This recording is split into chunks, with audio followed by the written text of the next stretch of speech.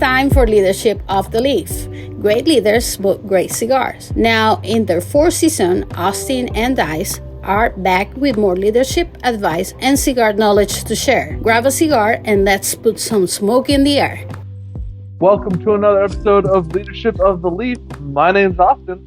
What's up, Austin? My name is Dice. What up, Dice?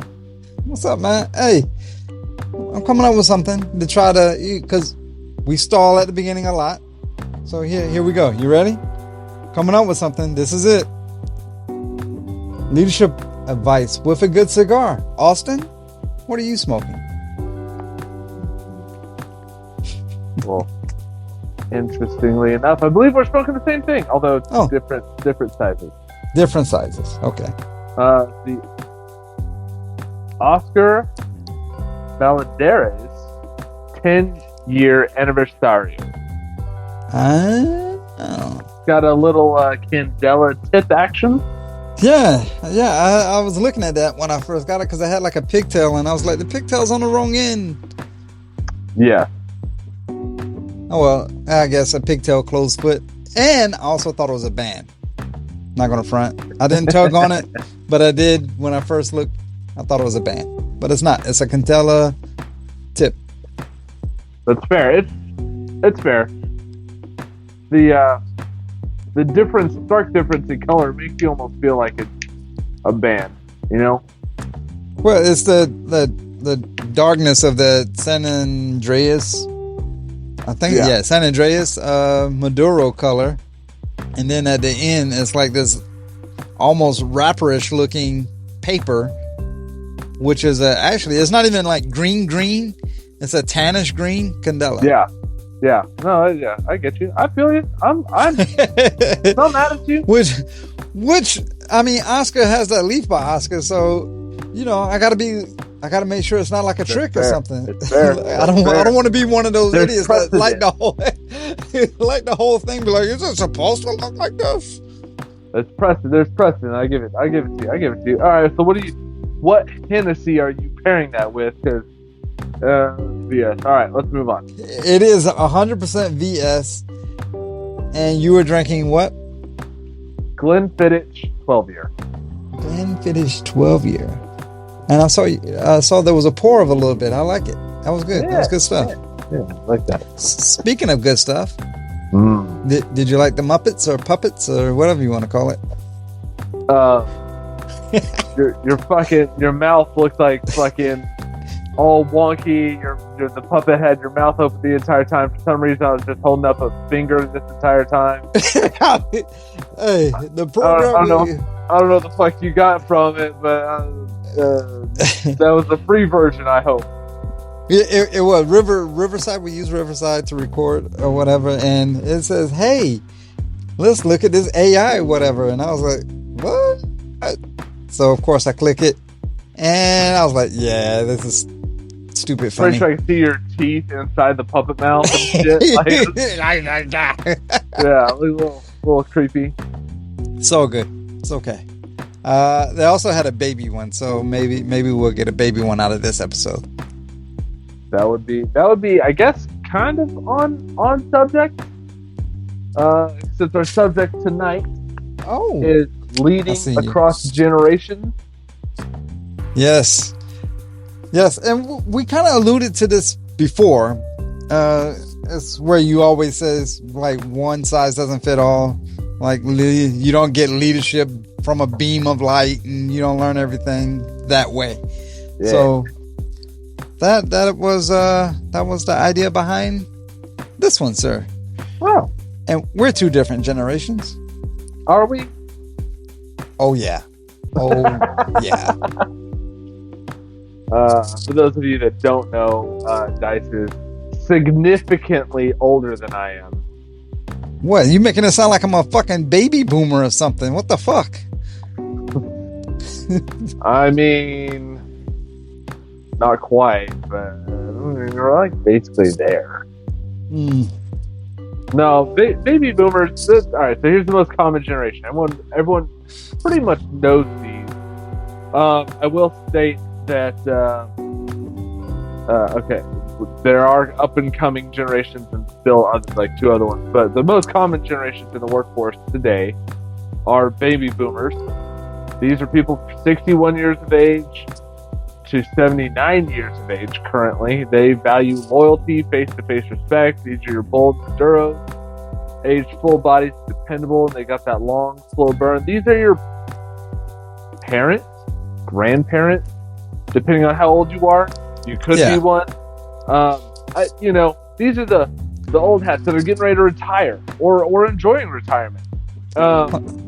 My dad is a baby boomer, but by all means, these are the people. These are the people that they were born when the greatest generation, the generation that won World War II, all came home from the war. And they all started having babies, and the population boomed. That's why they call them boomers. Wait, the greatest generation. I thought before that generation was the silent generation. I could be wrong. Doesn't matter. I do know. I'm gonna put a disclaimer out there. Well, it's like Gen X and Gen Z. There's gonna be people out there be like, "That's not right." Hey, depending on which website you go to, whatever research you do, you're gonna find slightly different answers, right? So don't fucking. And then you got the micro gens and all this other shit. Yeah, no, we're just going. It's the most common, most average numbered. Like it didn't go too far off the cuff with 62 and a half years old is this and no. We just blanket everything in together. So if you think the numbers are a little off, then you can think whatever you want. These are the numbers we're going to go off of. This is what we're just using it as a generalization. All right. Yeah. So I want to speak on Gen X. Oh, go for it. My sister is, she's technically Gen X. She falls like right in line, Gen X millennial, which is funny. Yeah. Well, Gen X is typically around 62 to 45. Reliable, pragmatic, independent.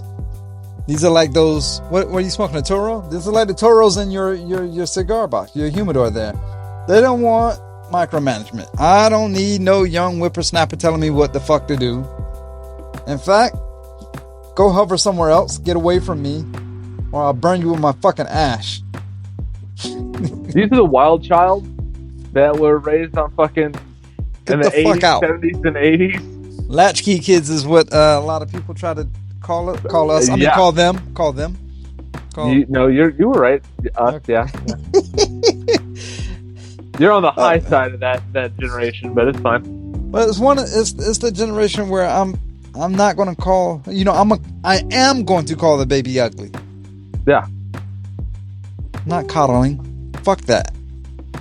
Anyway, I just wanted to do Generation X. I don't like this millennial one. I'm just putting that out there, but it's fine. It's fine. I understand it. It's fine. Because my generation, the next generation. Wow, way to fit it. Way to fit it by saying that. Yeah, thank you. You fucker. All right, so my generation, they're 44 to 29, which is a little on the young side, but it's whatever. These are your flavor infused sticks. Misunderstood at first, but once you light them up, you realize they bring creativity and collaboration to the table. They're going to want purpose. They want to know their work matters. They could give two shits. This was the generation that was partially raised by Gen X, because Gen X was our older brothers and sisters. And so we were raised right at the tail end of not having internet and the beginning of the internet when dial-up just became a thing. So they have a little bit of blend of that old pragmatic stuff and a blend of the new technologically savvy. They're not going to fall for scams and shit, but they want to know their work matters. We were told our entire lives, if you just want to change the world, all you got to do is be yourself and put in work that matters, and you'll change the world. So they want to know that, hey, what you're doing actually fucking matters, and here's how it fits into the bigger picture. They don't need micromanagement. They just need to know, just because I'm making widget A is a very integral cog piece to this big ass fucking thing that goes down the line. And if you could show them that big ass piece, they'll work 10 times harder. they're also, because of what you're describing, they want to know their work matters. They're also known as that Generation Y, because they are normally the ones that ask, why the fuck we do that? Why am I doing this? Why is this cog important? Like, yeah, why? exactly. Whereas my generation's like, shut the fuck up and just make it like I told you to. Yeah, well, because we start asking the questions of like, why do we do it this way? Well, that's the way we've always done it. No. But why do we do it that way? Is there a better way to get that done? Why am I picking this folder up and putting it back down 80 times in a day? That's fucking stupid. Why can't I put this on an Excel sheet? Oh, I guess What you could. The hell is an Excel sheet? Just fuck that. Just pick the folder up and put it down. No. Then you got the Gen Z. This is your tech natives. They came in after the internet was already high speed. Yeah. They're entrepreneurial, authentic. These are your fresh Connecticut, lighter, bright, quick to spark, but they don't mistake them for being mild. They've got their own kick, and they're still shaping their long burn. These guys are about 28 to 13. So these guys are just getting into college, just getting out of college, finishing up high school. So we don't know much about them in the workforce. But they're the ones that if you don't actually check on them, they will automate everything and go the fuck take a nap. And you'll be like, God damn it, you're a fucking rock star. And they're like, yeah, I just wrote 5 macros and now my work is done in 5 minutes. Like, thanks for paying me. And you're like, wait a minute, what? Wait. Yeah, I can definitely see a lot of that. There's 2 other generations that may kick around that kind of fit in our time frame slots, but we won't see them that often because of how old and how young they are. This is where the confusion was with me. You called the greatest generation. The generation before baby boomers was the silent generation, and the generation before that was the greatest generation. Well, yes, because the greatest generation had to be old enough to go fight in World War II. The silent generation was born during World War II, and when the greatest generation got home, they made the baby boomer generation. So the silent generation is like 80 plus.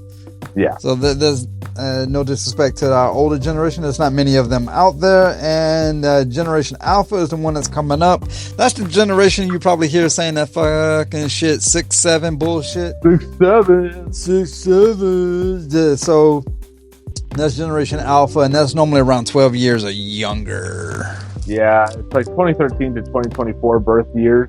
My son fits straight into Gen Alpha, so he's 7. So he's right there. Can he also enjoy a Jet 2 holiday? He can save up to 50 pounds per person. I don't understand that fucking audio. I don't get it. Hey, that's over 200 pounds for a family of 4. Stop it. I don't understand that makes no goddamn sense. But it's everywhere.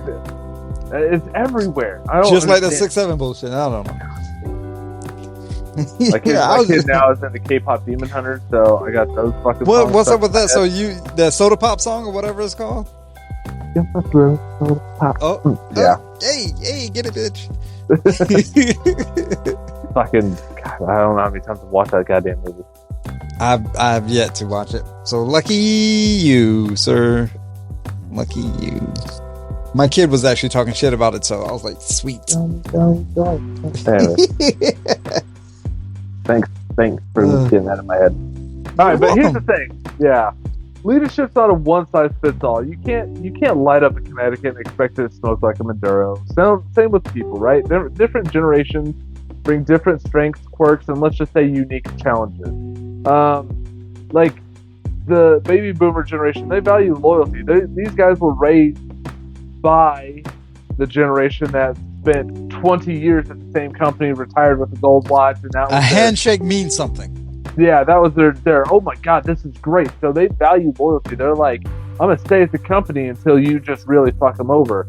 So they value loyalty. They value stand-upness, a good handshake. Whereas like millennials and Gen Zs and probably even Gen X, like we're gonna be like, oh, I can go make like $10,000 more a year over at this company and they want me, yeah, you can get bit. Bye, bitch. I'm out. Like, like I don't give a fuck, you know? Because they know that the company loyalty to a fault. Yeah, they know that the company they're loyal to themselves because the company, they've seen too many things. Gen X and Millennials, Gen Z is still coming up, so I leave them out of this a little bit. But like Gen X and Millennials, we've lived through shit already. We lived through Y2K. We lived through 9/11. We lived through all of these supposed end of times, and we're like, we've seen Enron. We've seen fucking all these companies like take complete advantage of their people and just bury them into the ground, and we're like, why are we for your bottom line? Get fucked. I'm gonna look out for me. If you look at motivation of these generations, like if you look at motivating everyone the same way, that's gonna be like trying to like cut the tip off your cigar with like a butter knife. I'm pretty confident you get the job done. It's gonna be messy. It's gonna be more than likely ineffective. And you know what? If I see you doing it, I'm gonna get mad. I'm gonna be pretty mad at you. I'm probably cuss you out. Fair enough. Just saying.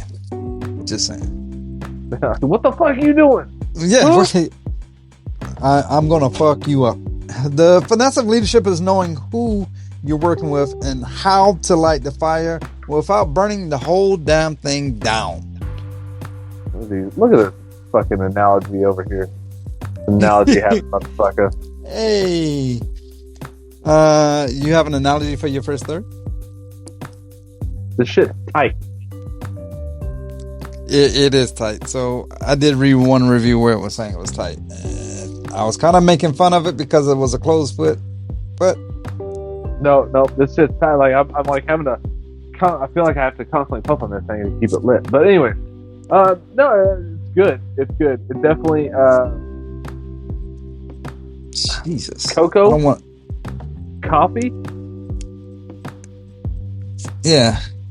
I agree with you on that. I definitely was getting the Candela's kind of. I burned through all of the Candela, but while it was burning, I got obviously the grassy notes of the Candela, stuff like that. But now that the Candela's gone, it's more cocoa, coffee, spices, a little bit, all the things you expect from a Mexican San Andreas. Yeah, I agree. All right, so you agree? You got anything else to add on your mine is kind of like the end is coming unraveled a little bit. Like cap, fucking all fucked up. It is a little fucked up. But you can see my punch. I didn't like foobar my punch. My punch is like almost immaculate. I can take the word almost out of that. My punch is immaculate. It's a little off-centered, but therefore it's not immaculate. Does not mean the definition. Get fucked. Okay, my punch is. Try again. I punched it very well. This guy over here, fucking wordsmith genius. Immaculate means perfect. Yeah. Fit. Okay. I got it slightly less than immaculate. Yes, I said immaculate. All right. Moving on. Are you done? Are you done talking? You're just destroying that fucking cigar. Hey, it's my cigar and I can do what I want. Don't you know who I am? You better Google Cut it me. with a butter knife and see what happens. I'll fight you in these streets. Fight you in these streets. All right. So leadership strategies to bridge some generations. You're gonna have to adapt communication. Different generations process information in different ways, right? Like for a boomer, often prefer in-person conversations, phone calls, or formal emails. They see direct interaction as a sign of respect, right? Like they're the people that let's have a meeting about this. That's what Gen X. They like to keep it straight to the point updates. Keep it efficient, no fluff. This whole meeting could have been a goddamn email. I don't need to be here for any of this. Millennials, they want dialogue, not monologue. They thrive on collaboration and regular feedback, whether it's face-to-face or through tools like Teams or Zoom. They're like, send me an IM on fucking Zoom or Teams. Like, we can have a group chat on fucking Teams about this shit, and it's the same shit as a fucking meeting. And I don't have to leave my desk or my house if I'm remote working. What the fuck is Teams? I'm you teasing. Never heard Microsoft Teams? I was like, I'm teasing. Like, are I'm we teasing. serious? No. I'm teasing, but I'm just saying. Like, I don't have time for Teams. Just tell me what the fuck you want right now. Let's move on. That's what I You like am. it? You like it or you don't like it? Cool. You don't like it. I'll change it a little, but that's how I like it. You know why? You know what the difference is? You know the difference between me and you? You grew up before AOL chat rooms, and I grew up in chat rooms. Fucking, so all the collaboration and having a group chat and just like all collaborating on the same document through Teams on a fucking Teams call. It's so goddamn easy. I'm like, yep. That way, one person doesn't have to do all the work. ASL. Jeez, now I would be like, why the fuck are you giving out your location and your age? Right. I kind of sidebarred you there a little bit. Where you was on Gen Z? Gen Z. They're the digital natives. They're gonna slide into your DM. They'll text you. They'll send you a meme faster than they'll schedule a meeting. Like, if you be like, hey, did you get that shit done? They'll send you a fucking meme of some, like, fucking Kermit sipping tea or some shit. And you're like, God damn it, I just asked if you got the fucking paper done. Yes or no, asshole. Like, like, fuck. Not my problem. Yeah. Like, bitch, fucking just tell me. So, if you're a boomer and you're trying to communicate with Gen Z, everything's going to go over your fucking head, because they're going to be like, yeah, it's 6 shortcuts, and all you got to do is do Control Z, Control X, Control Y, then Control Z again, and they're like, that's too many steps. If I just go click here and type, and then I can click here and type, like, God damn it. But I can just get up out of my chair, walk over to Austin, and say, hey, Austin, what's going on, buddy? I like my Teams thing, because I could put a paper document up in Teams that everybody can edit the same document at the same damn time. Well, nobody has to get up and come around. Teams is great. I admit I'm not a huge fan of Teams, but Teams is great when someone's not in your state, someone's not in your city, someone's not in your building. If you are 5 cubicles away from me, and you want to Teams me about something? Come on, homie. No, I'm sorry. You old school Generation X baby boomer me up. Let's talk. You're right there. I'm gonna stand up and yell at you. You Teams me. I'm gonna stand up and answer you. Austin, I've straight up fucking done it. Austin, yes, it's done. Fuck. I've done it because there's too many people in a fucking cubicle, and if I get too many conversations, then I'm gonna feel rude. I'm gonna feel like I'm interrupting somebody else's fucking phone conversation, and then I'm gonna be like, "Fuck that." I am. But I've done it with people in the same cubicle. I've literally thrown a document up on Teams, and Dum Dum number 1 over here had the top header. Dum Dum number 2 behind me had header in section number 2.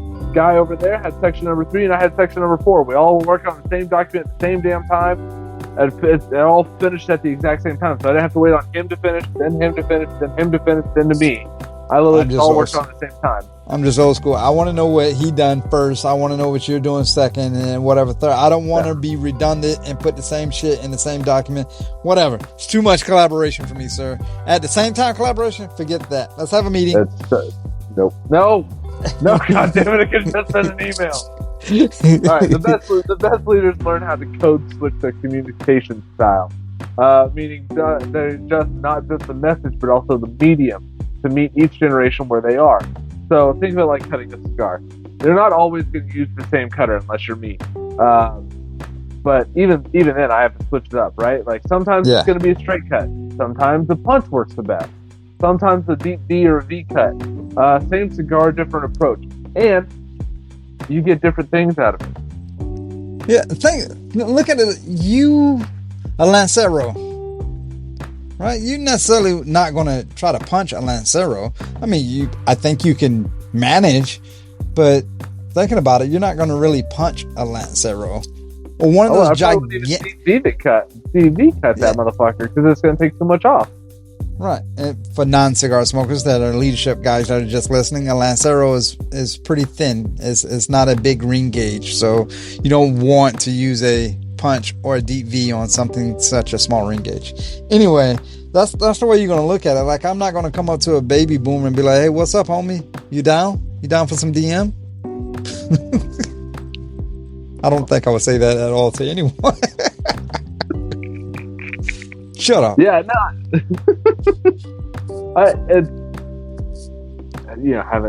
Having parents that are baby boomers, and working with baby boomers, there's certain times where I almost have to go, okay, how would I explain this to my parents? And then I explain it that way, and they're like, yo, that makes complete sense. I'm like, all right, cool. I now know how I can talk with you. Yes.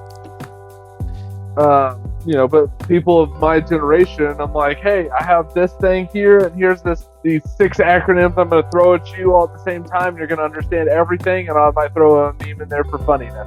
And they'll be like, haha, that was good. All right, got it. Yeah.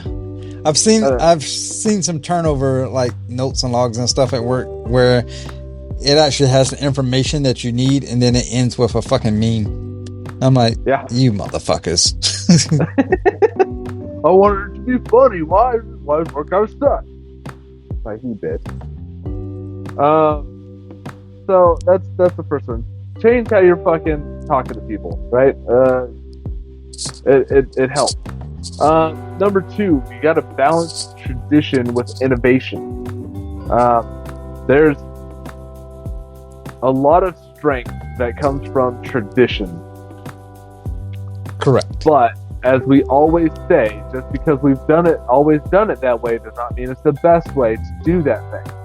Right? That's where the innovation comes in. So a multi-generational team brings a tension between experience and new ideas. Leaders must walk the line, right?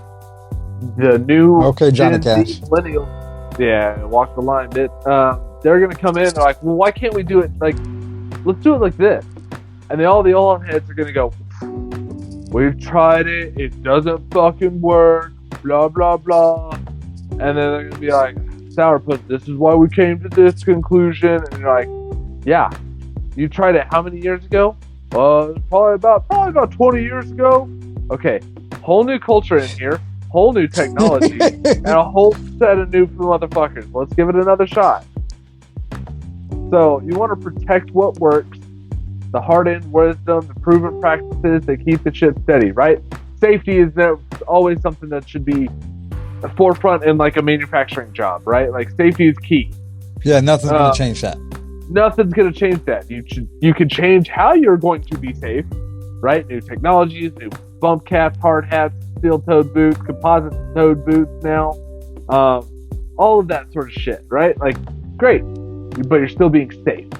That's the practice, right? Hey, you have to wear steel-toed boots in this area to be in this area, period, not because of falling hazards. Like, okay, cool. But now companies are coming out with like composite-toed boots. You're like, composite-toed? What? And they're lighter than steel toes, and they work just as well. And you're like, oh, fuck, that's great. These are like nothing else. That's never going to protect your toes like a steel toe boot, sir. Yes, it will. It'll be fine. Well, you go ahead and get your little fancy composite boots. I'm going to stick with steel toe. Well, that's why you got to experiment with new approaches, fresh ideas, digital tools, workflow hacks that energize younger employees. This is how we've come from having, we got to have a pre-meeting, we got to have a meeting about the meeting, then we got to have the meeting, then we got to have a post-meeting, and then we got to have a post-post meeting to follow up on any action items from the first fucking 3 goddamn meetings. Now, half that shit could be fucking emails. This is what we're going to talk about. review the bullet points. Here's the slideshow. All right, great, thanks. Well, it normally, Austin, we will fly you in, have our meeting so we can collaborate on the project together, and then pay all this money and fly you back out. Or we can just have you on Teams, throw the document in Teams so we all can work on it together. And look, that costs us nothing. We already paid for it costs you a Teams. license, a business license for Teams. Yeah, great. That's half the cost of a fucking like one plane ticket, and that could be used for everything. Room and board. Yeah, all that. Per diem. Leaders who manage the balance of keeping what works and experimenting with new ideas avoid being, quote, stuck in the past, while also not chasing every new shiny app or trend, right? It's like blending tobacco leaves. Aged Ligero brings strength, while fresher leaves add brightness. Too much of one, and the cigar is out of balance. It's just one of those things where it's like, again, why do I have hand tools to drill this fucking hole? You know they make fucking computer-assisted machines that could drill 16 of those holes in the time it takes me to set up fucking one? Like, we are fucking slow as shit right now. And it's more fucking labor intensive. Yeah, but I already pay for you as a laborer, so... But if I just supervise that fucking work... Keep doing that until you die. Yeah, that's one of those things where it's like, oh, our suspense reports are our budget sheets are balanced by hand. Bitch, what? Like, you don't use Excel for that shit? Why would I use Excel? No, I can't replace a calculation by hand. Okay. Right. That's crazy. And I think there's even better programs out there now. Yes. Well, and even like project management, for example, right? Like there's Microsoft Project, there's a bunch of that, Azure, all this stuff. Oh, here, let me build this project. Let me build my steps. Let me build my key milestones. This one has to come after this step, has to come after this step. This has all those things. So you can do these things concurrently. Boom. What's my critical path? Oh, shit, there it is. I already identified. I don't have to list anything out. I just put it in the program, and that shit does it for me. I can even put in the resources I have. How many, bulldozers for a construction project and all this electricians and plumbers and all this stuff for a construction project I have. I can put all that stuff in there, and it can tell me you're short on resources, and here's how much. And if you don't change the resources, this is how long it's going to take, and this is how much it's going to cost you, based on their hourly wage. Like, fuck me, that's all in one program. Over budget. Yeah, over budget, overtime. Speaking of overtime, oh man, look at you! You're a master at that. Let's take a break. Sounds good. We'll come back. We'll talk our second third. Yay!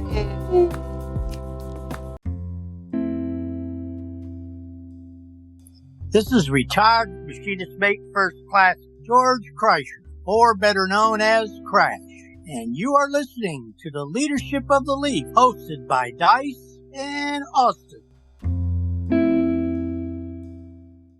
Don't forget, we need to follow the podcast so we know when new episodes drop. And welcome back. We just had a little break there. We had a nice little conversation in the middle. And Austin's going to share a second third. I poured me another shot of Hennessy. What we got? Cocoa. I want to say leather or like wood or something.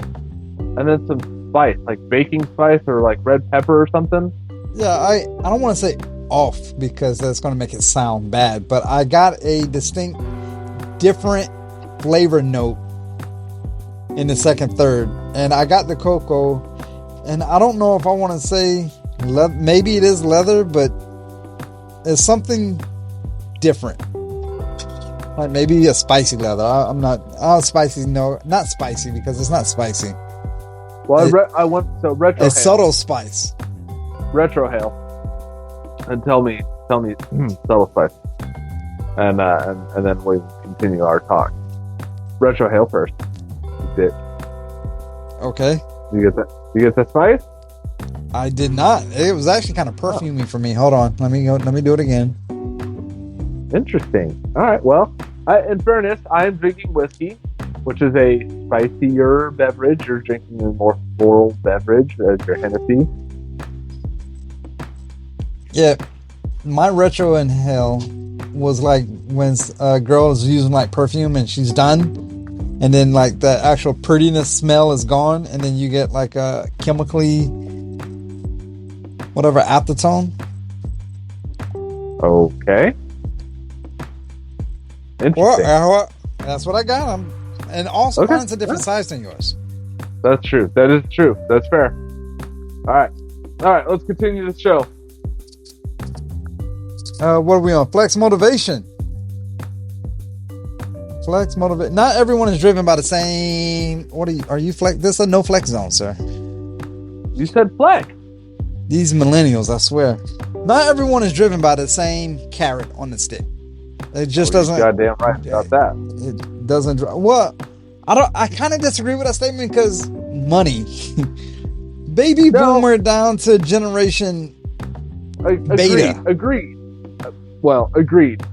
But it's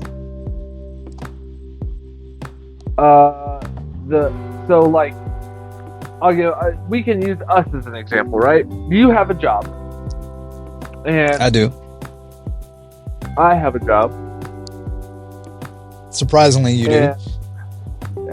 Every once in a while. And so boomers and Gen X, they tend to often value financial stability, recognition of hard work, and respect for tenure.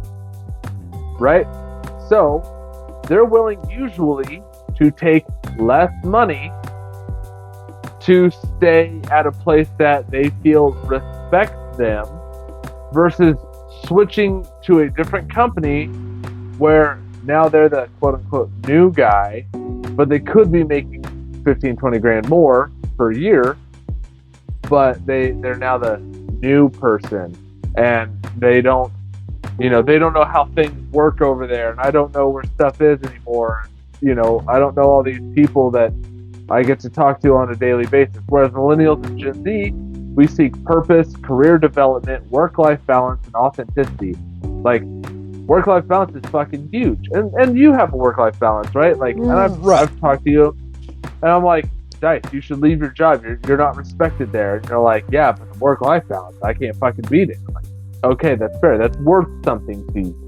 And I find the same thing when I'm, if I'm to look for a new job here soon, or not, whatever, but like that would be one of the things I'd look for is like, what does my work-life balance look like?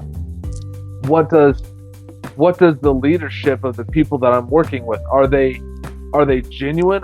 Does their actions line up with their words? Do they say, hey, we care about you, and then they go and they tell me to work 14 hours because I have a project that was due 2 weeks ago that they didn't fucking tell me about? Like, you know what I mean? Like, yeah. What's the thing, right? So like, boomers and Gen X are a little bit more inclined to be like, oh well, it's just the nature of the beast, but I'm well respected around here, and I really like having this job, and I know I'm not going to get fired anytime soon because I'm tenured here, and blah blah. And it's like, yeah, but you could be making $30,000 a year more at the company literally right next door. Them. Yeah, they're our competition.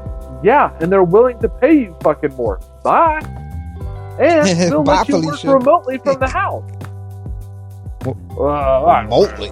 I like coming in and seeing my coworkers and talking around the water cooler and blah blah. It's like, what? I'd rather brew coffee in my own house and walk around with my sweatpants and then put on a fucking button-up shirt for a Zoom meeting. Like, I don't give a fuck. Oh man. The leader's finesses is in customization of the motivation of that carrot on the stick. It's the leader. One size fits all recognition doesn't work. Sometimes you got maybe I'm allergic to carrots. Maybe I need pineapple. I don't fucking know. Offer a mix. Performance bonuses, public acknowledgement, opportunities for growth, more flexible scheduling. It's everything is like metaphorically to a cigar, right? So it's like offering a cigar lounge menu. Some want a bold Maduro with whiskey, while others want a mild Connecticut with their coffee. Yeah, different choices, same lounge.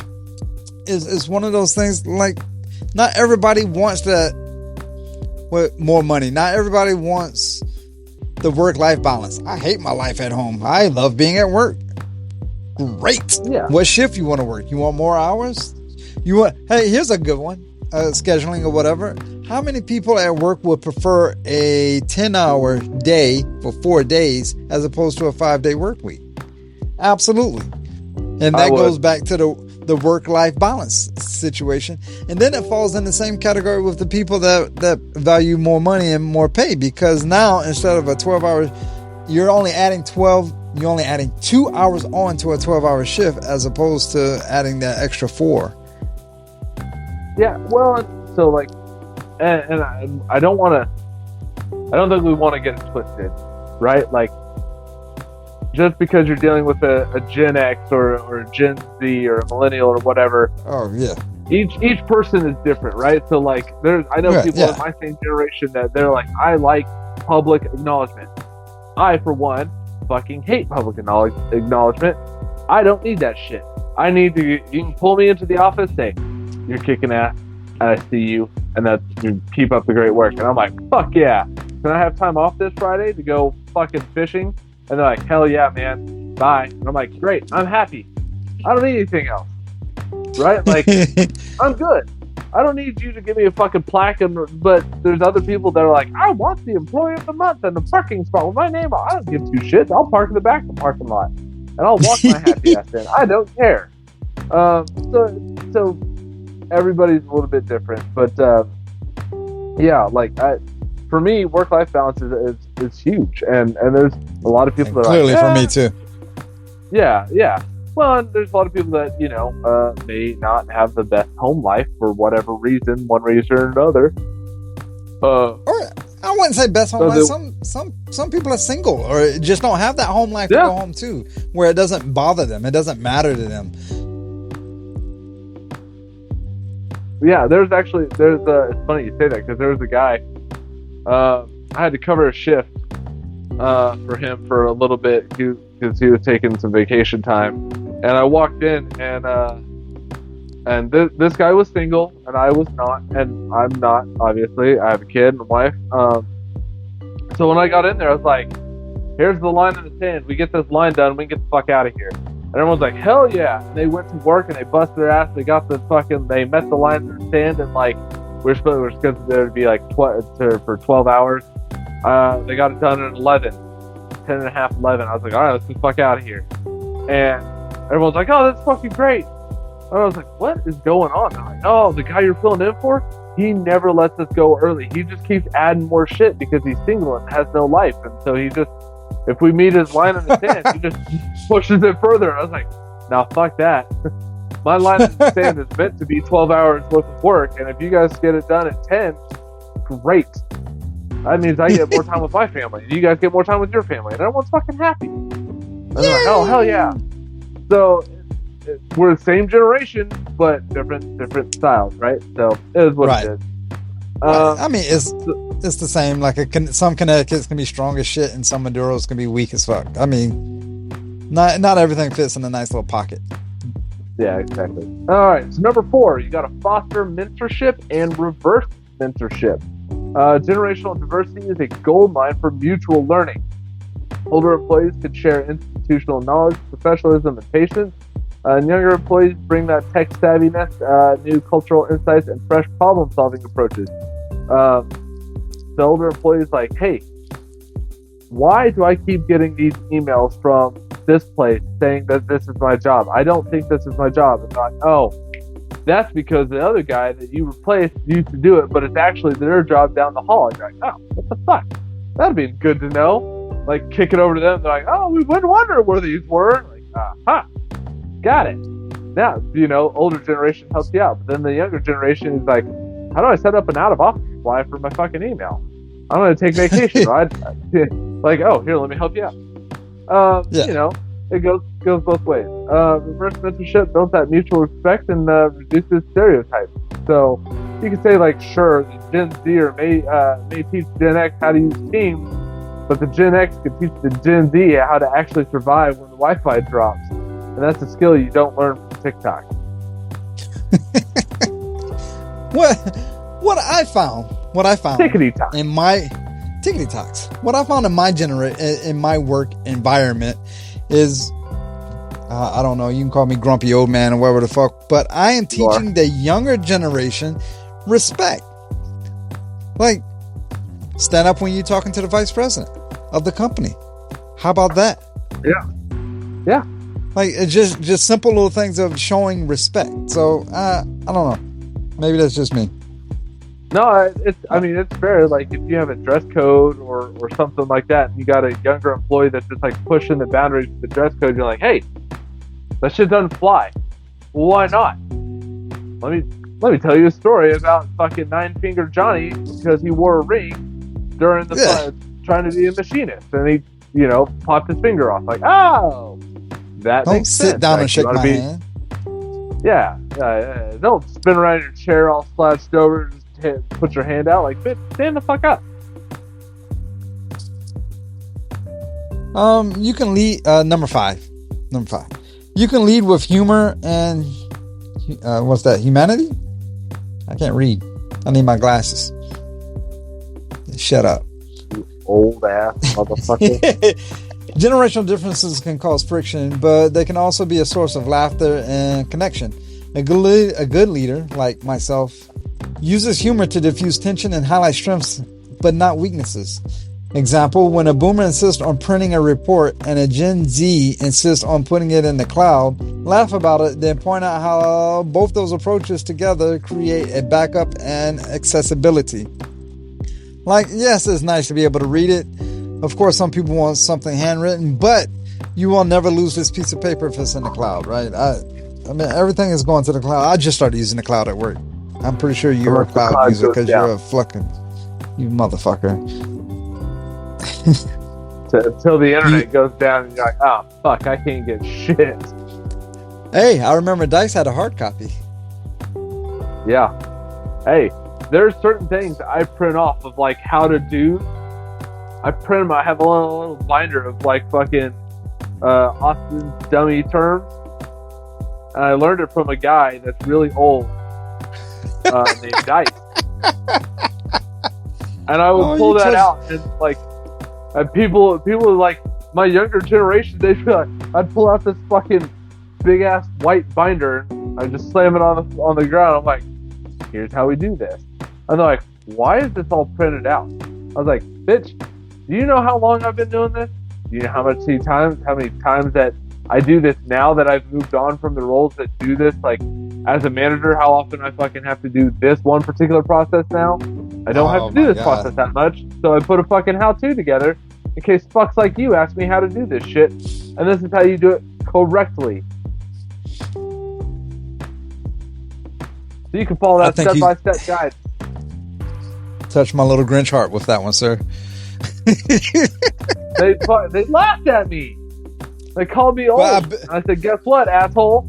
As long as I have this binder, I ain't ever fucking forgetting how to do shit. I bet you that motherfucker came back and looked at some shit. It became a thing. People were like, hey, can I see your binder? Why? I want to make copies. You motherfucker. Yeah. You can have my binder to make copies. Make your own fucking binder.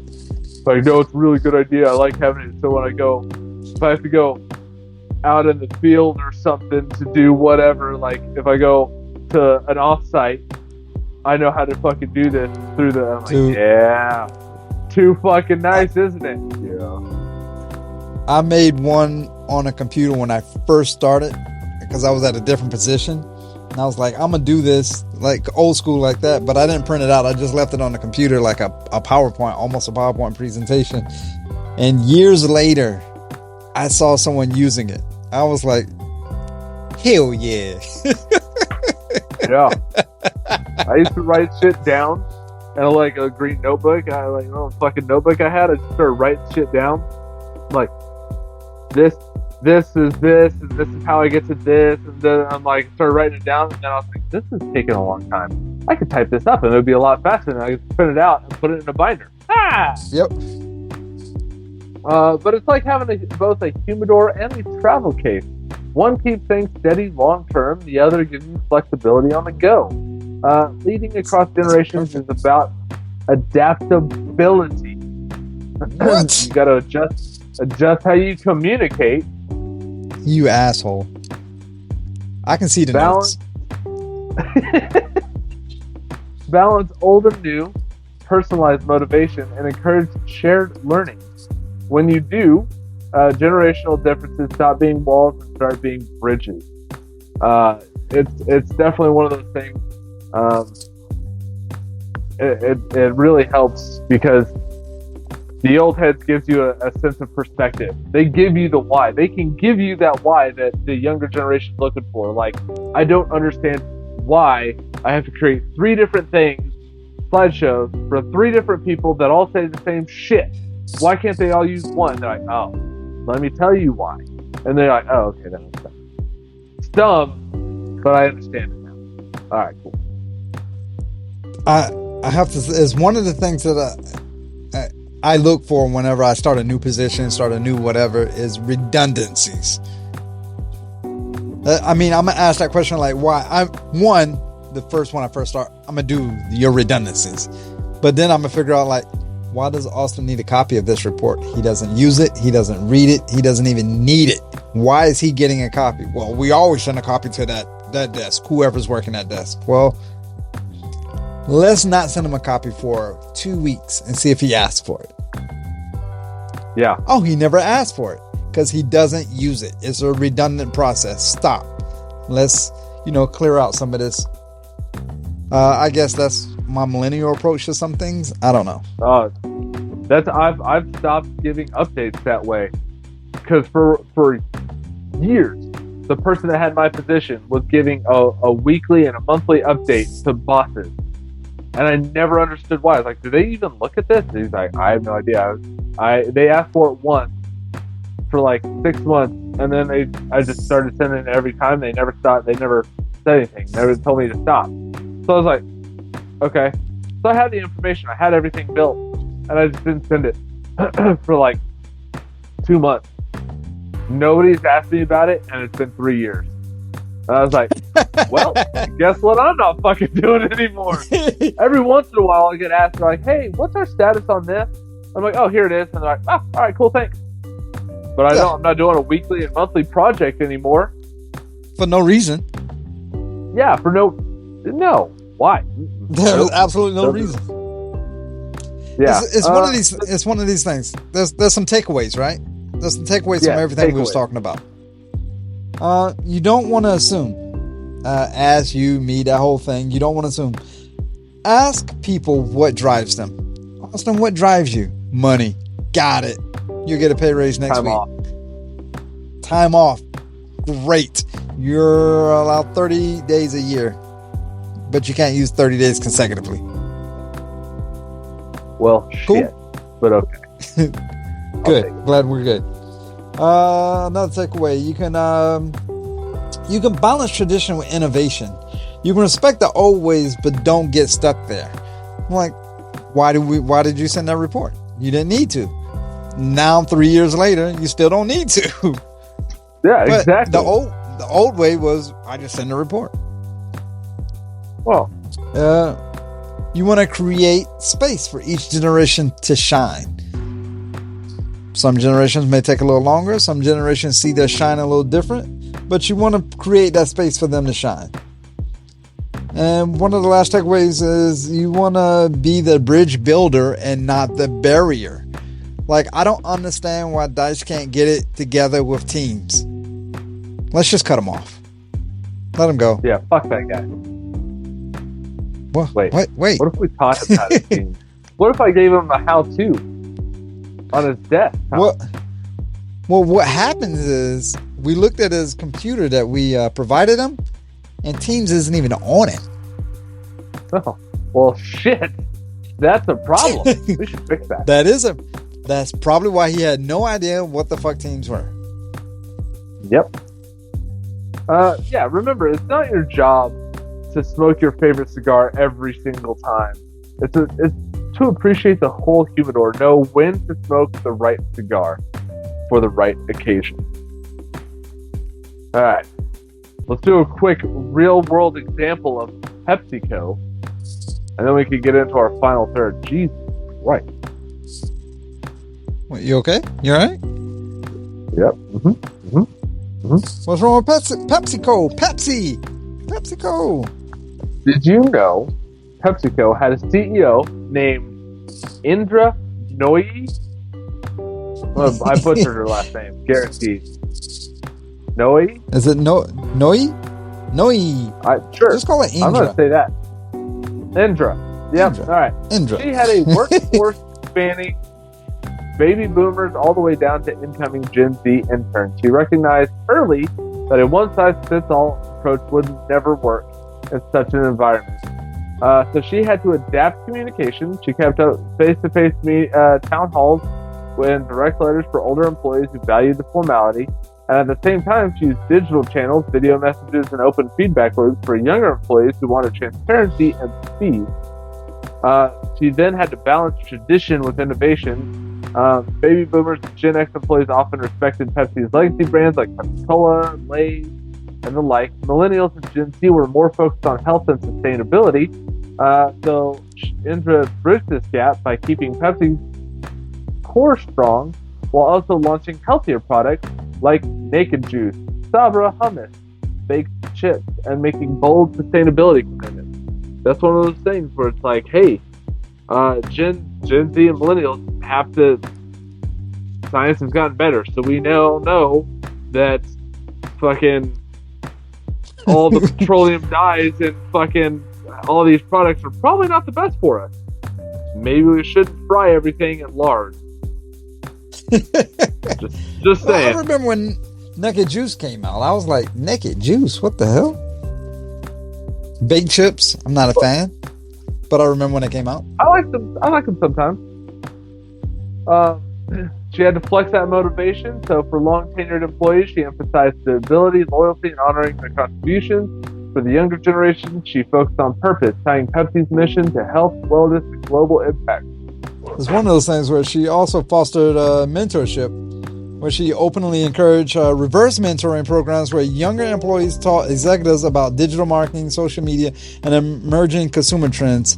Like, it's definitely one of those things, like the younger generation, I will admit, I mean, because I was told quite a few times about getting video on, doing more tickety talks and all that stuff, but I admit, I just don't get it. And I don't have someone to have the patience enough to teach me it. Right? I mean, I can be taught. Yeah. I'm willing to be taught. I just don't have the patience with, like, my wife at the time, she was doing a lot of videos and stuff, right? Like posting on Instagram videos. And it was hours of working on a fucking less than a minute clip or something. I'm sorry. I'm just not that committed to the tickety talks like that. Yeah. The problem, so like tickety talk, real, whatever, all that stuff, it's great. Like, you can make a lot of followers, you can make a big impact. Look at all the fitness influencers and shit like that. Like, you make a really big impact, and obviously you can make some money. But it's hours. You have to have like a dedicated team, or that has to be your sole job. It's basically content creation to be able to do that sort of stuff. And so just because it's hours and hours for basically an attention span of a 45 second to a minute person on the other end, right? So it's a lot, but it can make a very big impact. So the result was that PepsiCo became one of the first big food and beverage giants to pivot successfully toward health-conscious products without alienating its traditional base. Employees across ages felt both respected and included, which strengthened the loyalty while also bringing a fresh talent. I remember was it Pepsi that launched it first? It was like made with real sugar, not high fructose corn syrup. You know, so they're like, everyone's like, oh, real sugar, not that high fructose synthetic crap. Yeah, back to the old days. And then the people like who are health conscious were like, yeah, not this processed shit. Meanwhile, sugar is basically just processed anyways, but they felt better about it. So, you know, Indra understood that you can't treat a boomer who's been in the company for 30 years the same way you treat a Gen Z intern who grew up on Instagram. But instead of forcing everyone into the same world, she created space for both groups to thrive. That's finesse, and that is leadership. Yes. Indra Nooyi did a good job. Good job, Indra. Well done. Well done. Yeah. You know, it's hard, right? Because the older generations, while they value loyalty, handshakes, all that sort of stuff, they also didn't have the technology to know what was good and what was bad for them, right? Like, my mom's always like, I don't understand why you're put such a focus on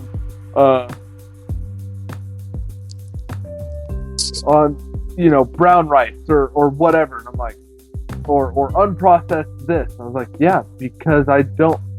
Like, and I just pull up. So I'm like, listen, there's certain things, you know, process away. Don't care. Great. But I refuse to eat, like, McDonald's. So I had to ask my mom, I'm like, have you seen the experiments with McDonald's? She's like, no. So I pulled it up. The guy has had McDonald's. He literally took McDonald's, like, Whopper or some shit, left it in the paper bag, put it on the shelf for fucking 3 months.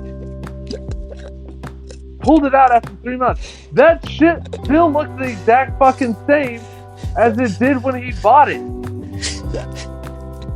It had no mold. Oh my god.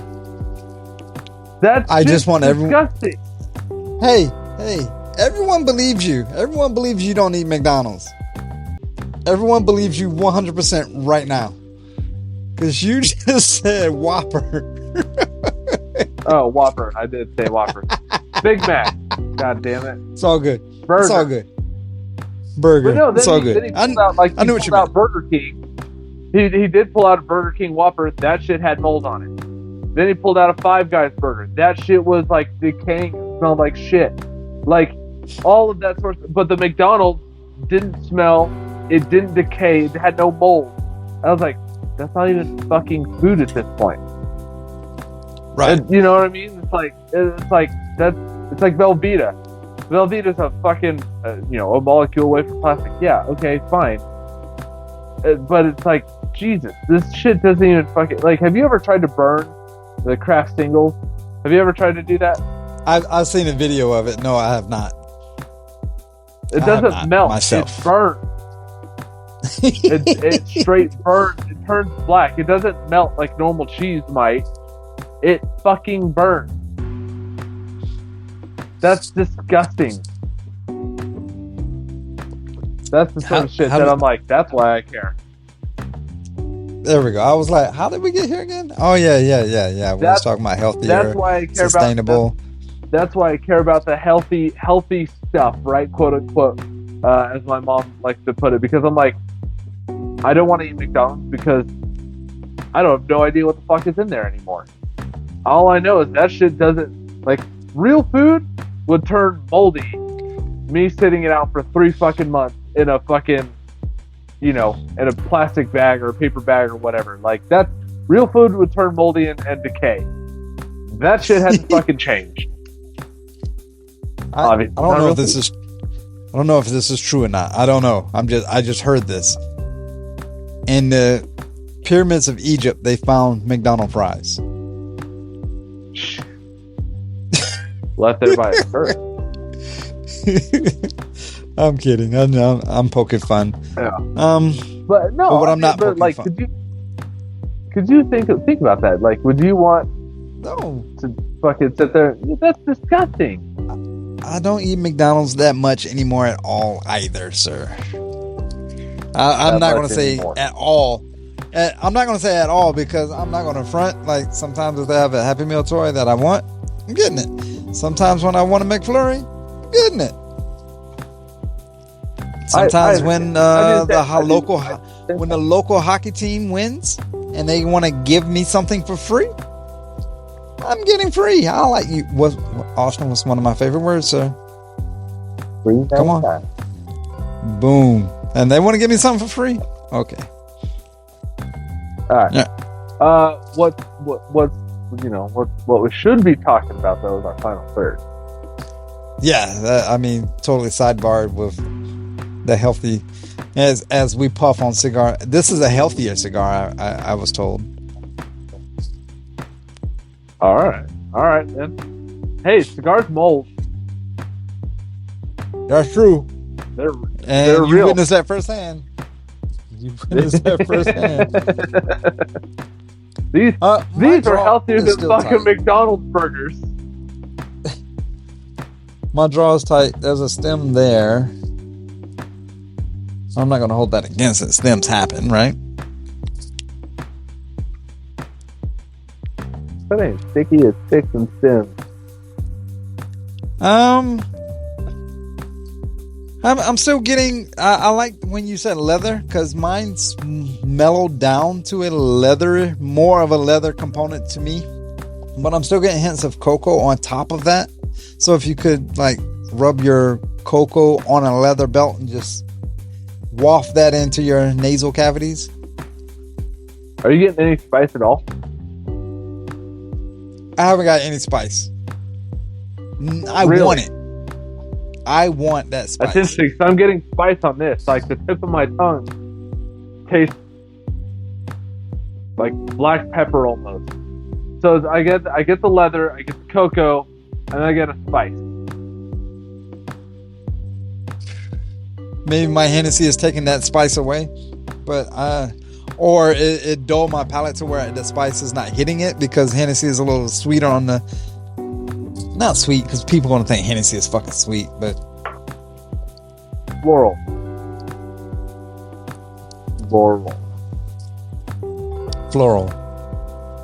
But then people are gonna think it's like potpourri. Fucking go get a bottle of Hennessy and try it for yourself.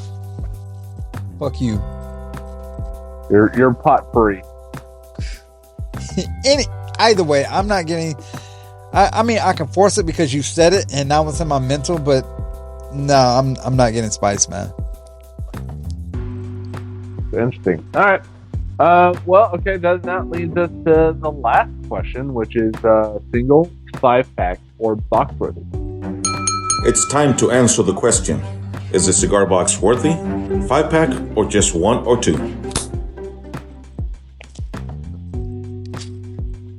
I'm gonna hate this part.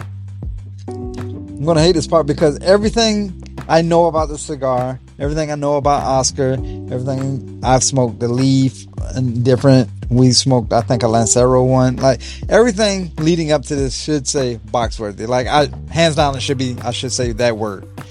I'm not saying box worthy for this one. I'm gonna go 5-pack. I'm gonna go 5-pack for these reasons. That's fine. I'll tell them when I see them next time. For these reasons, I want to say it's almost kind of gimmicky because the Candela really didn't do much to it other than showpiece, which I'm not mad at. The draw was very tight. I had to stick my poker in it quite a few times.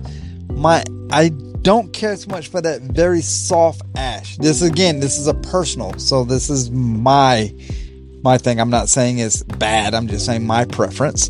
The ash is like really soft, really like fucking powdery sand on the Gulf Coast soft, white sugary sand.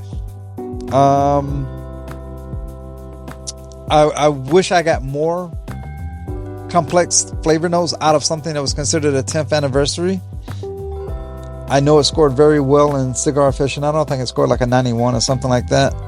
It's just, it didn't hit that like, oh man, I really dig this cigar factor for me. So I'm gonna go 5-pack. It was good. It was better than fucking single. I mean, I would love to smoke more of these, but to say box, nah, I can't say box worthy. Well, I am gonna have to agree with you. I'm gonna say 5-pack. I got more complex notes than you did, but the ash hasn't been bad.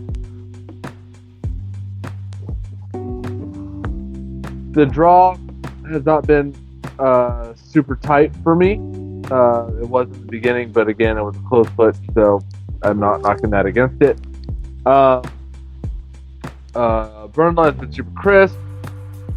The flavor notes, while have been slightly more complex than what yours sounds like, they're still not super complex for a 10th anniversary. Like, I was not getting all of these wonderful notes like Leaf by Oscar. Like, I'm like, that's stock worthy all day.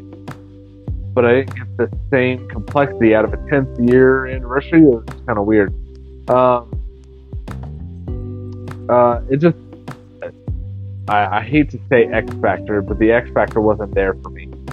That one thing that I'm like, ooh, I can see myself sitting here, happily putting a box of these in my humidor and then being like, ooh, I can't wait to smoke that. It just didn't hit it for me. It was a very good cigar, very, very good cigar. I'd be happy to have these in my humidor as a every once in a while pull one out and smoke it. Hell yeah, let's go. But when I consider box worthy, I'm looking at like, could I pick this up, every day for like 2 weeks and be fucking happy as a clam? I'd almost probably get to the point where, like what I did with Oliva, where I was like, fuck, I'm so fucking tired of these goddamn cigars. I don't even want to smoke them anymore. And the Oliva box that I got was a very good cigar. I think it was I want to say Series. It was Series V, not a Series V Millennial. It was Series V. But I was just tired. After a while, I'm just tired of this fucking cigar. I want something different. But when I look at like an Obrigado or a Sin Compromiso, I smoke those all the time, and I'm like, these are great. They're fucking amazing. I can smoke these all day and never be tired of it. So that's what it just doesn't hit it for me quite there. Yeah. If I invited friends over and they was like, hey man, let's smoke a cigar, and I open my humidor and they was to pick this one up to smoke it, I wouldn't be upset as if they picked up an Obrigado. I'll be like, oh, you're not a cigar smoker. No. Those are, yeah. What are you doing with my red meat lovers? No, sir, no. You pick something else. Yeah. And they were to pick this one up. Exactly. That's a good one. Yeah. No. Yeah. You like that one? Mm-hmm. Yeah. No, I agree. So yeah, I agree with 5-pack, and just putting this out there. This was a limited edition run.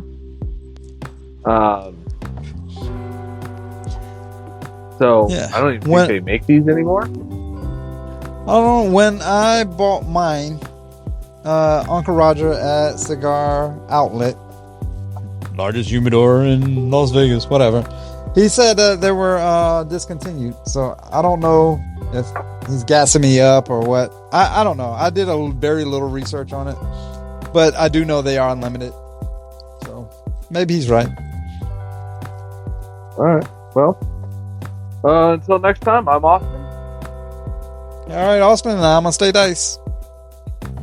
Great leaders smoke great cigars.